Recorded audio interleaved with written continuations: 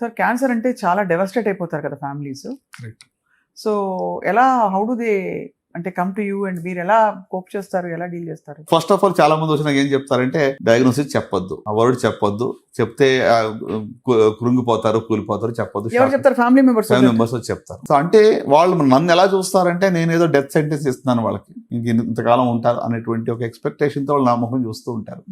So అంటే ఇది really painful. ప్రతిరోజు కూడా వాళ్ళు ఇంకెంతకాలం ఉంటుంది, లైఫ్ ఎంత అడిగినప్పుడు వాళ్ళకి ఏం చెప్పాలి? మనం ఉన్నది ఉన్నట్టుగా చెప్పాలా? ఎగ్జాక్ట్ గా మనం చెప్పగలమా? ఫస్ట్ ఆఫ్ ఆల్ అన్ని జబ్బులు ఒకేలాగా బిహేవ్ చేయవు. ఒక ఓవరాల్ ట్రెండ్ బట్టి మనం ఒక గెస్ చెప్తాం తప్ప I can't exactly quantify somebody's life కదండి.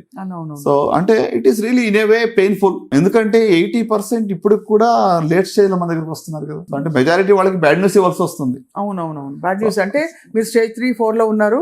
సో మీ survival rates 5 years survival rates less than 60%, 50%. Stage 4 ఉంటే 5 years క్యూర్ అవ్వదు, లైఫ్ స్పాన్ పొడిగిస్తున్నామని చెప్తాం. 1 year 2 years లేదా కొంతమంది 6 months.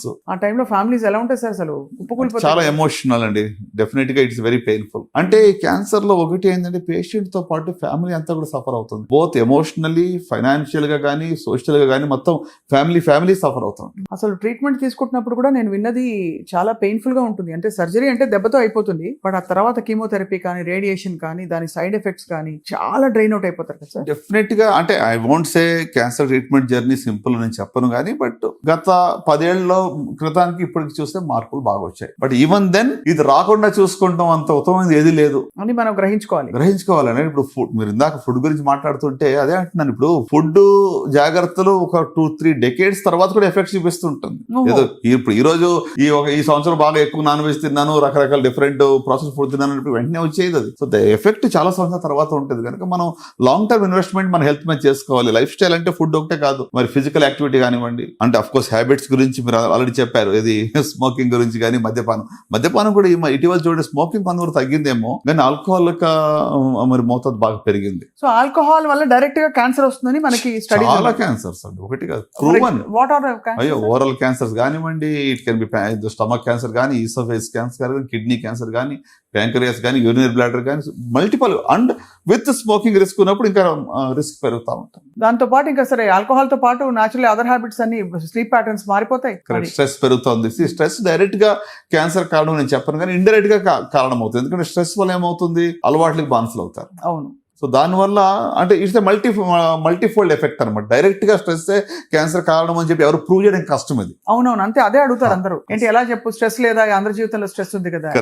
బట్ అది కార్టిసాల్ రిలీజ్ అయ్యి ఇద్దరు సరిగ్గా టోటల్ హార్మోనల్ ఇంబ్యాలెన్స్ అవటము, దాని ద్వారా ఏంటి ఇప్పుడు దాన్ని అధిగమించడానికి మనకు ఉన్న వేరే అలవాట్లు ఉంటాయి కదా. సో ఓవరాల్ అంటే హార్మోనల్ ఇంబ్యాలెన్స్ ఒకటే కాకుండా మరి ఆల్కహాల్ కానీ, లేకుంటే స్మోకింగ్ కానీ, ఇట్లా ఇవి కూడా వస్తున్నాయి. ఫుడ్ హ్యాబిట్స్ మారుతాయి. అవును, దాని వల్ల వచ్చే ఇతరత్ర వ్యసనాలు, ఫ్రైడ్ ఫుడ్స్ ఎక్కువ తింటారు ఆల్కహాల్ తాగే వాళ్ళందరూ కూడా.